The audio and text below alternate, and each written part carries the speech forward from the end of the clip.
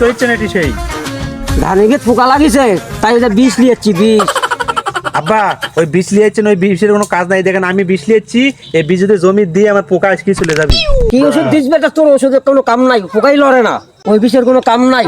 কি আমার বিষের কাজ নাই? আপনি বিষেরই কাজ নাই, আমার বিষের কাজ ঠিকই আছে। তোর বিষের কাম নাই? আরে আমার বিষের কাজ আছে, তোর বিষের কাজ নাই।